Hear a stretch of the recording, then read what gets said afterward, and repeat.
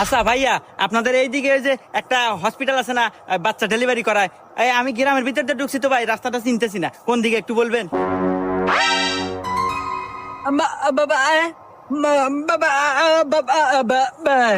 এ কি করে, কিছুই তো বুঝে না, এ না বোবা। এ ভাই আপনি একটু কবেন কোন দিক দিয়ে যাবো?